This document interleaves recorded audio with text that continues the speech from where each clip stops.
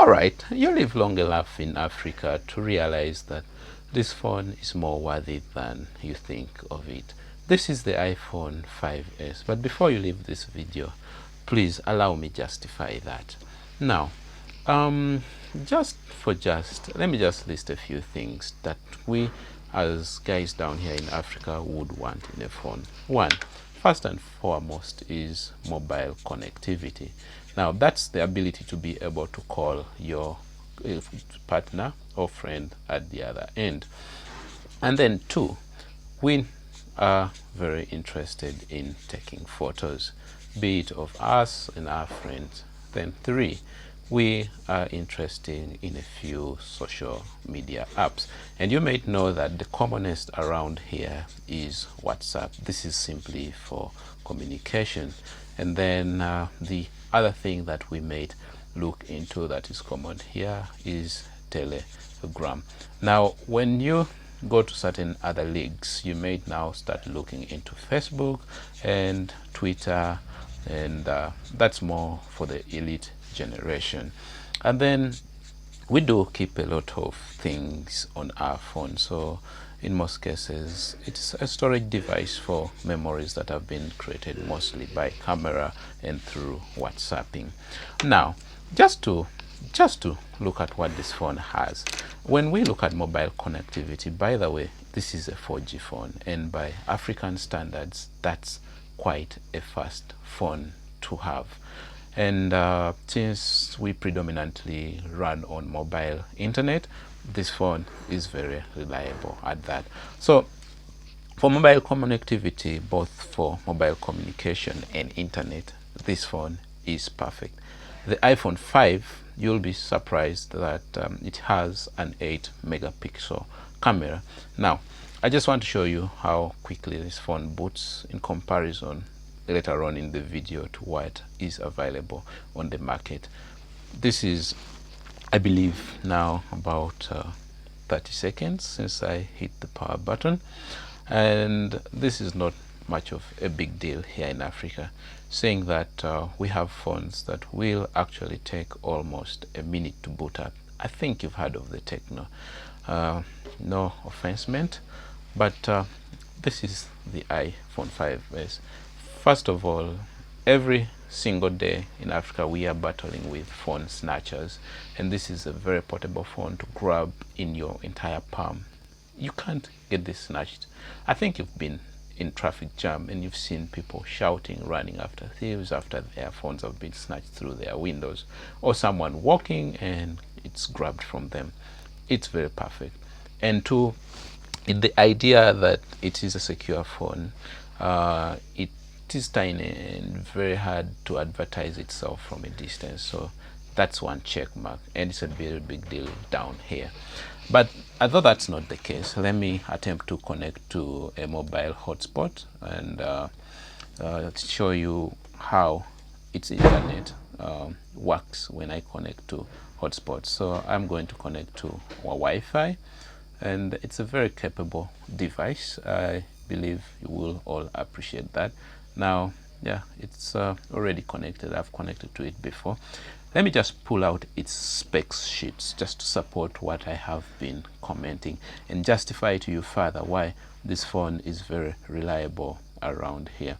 So I think I want to open Safari, and then I open iPhone 5S, just so we can see how quickly it types. And actually the typing response is not bad. Okay, this is now where probably I may get trouble, but this is our least worry here. Let me just select that. So that has loaded up, and I'm going for GSM Arena full specifications, just to tell you more why this phone is still worthy. Okay, at the very first glimpse, the screen is a tiny 4-inch screen. That's a security attribute here in Africa. It's an 8 megapixel camera with 1 GB of RAM, which by iPhone standard is actually smooth and does what it does. It has a 1500 60 milliampere hour battery. Now that on paper may look very tiny in contrast to what we have today, seeing that most phones at 3,000, 4,000, 5,000 milliampere hour. But this actually takes you a whole day, and that's just enough for you to be able to live your life with this phone.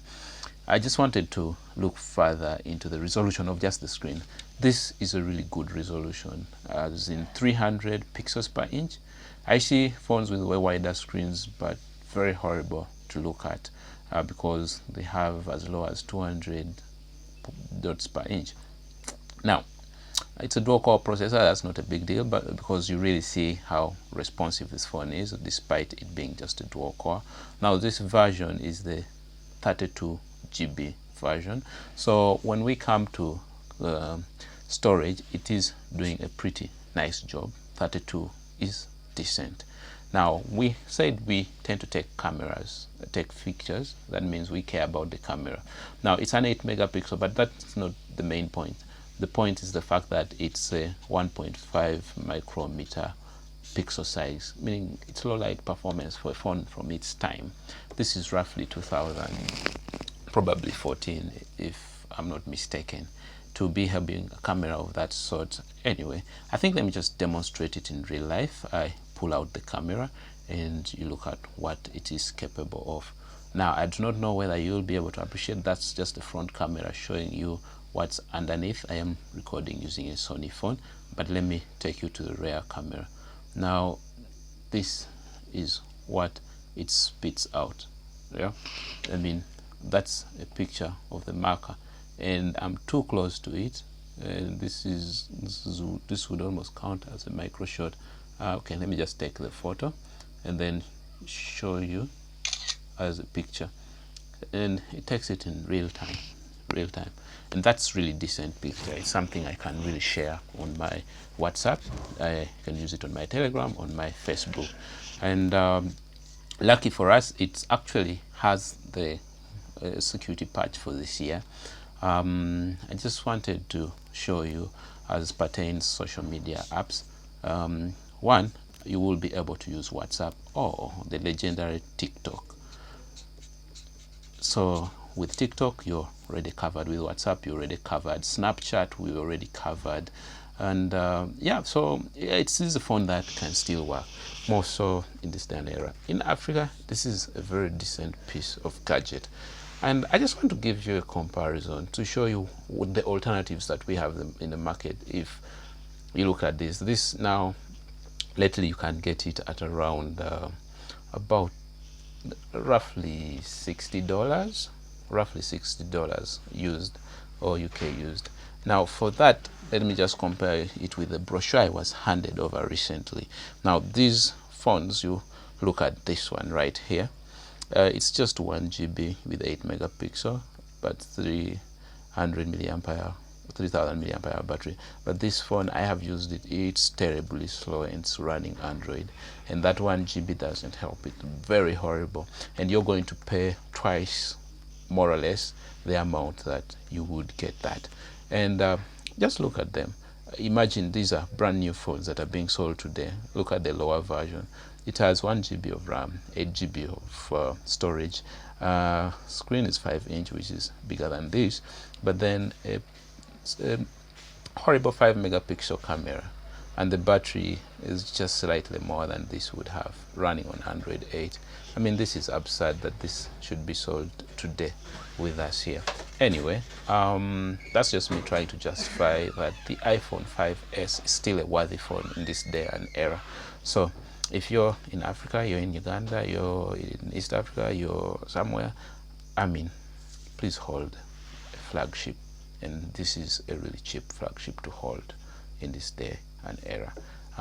Feel free to hit the subscribe button and come back in the next video. If you like this content, tell me whether you still want me to do a couple of phones that from way back that are very worthy as devices in Africa. Thank you. Like, subscribe, and do share. Save the landfills.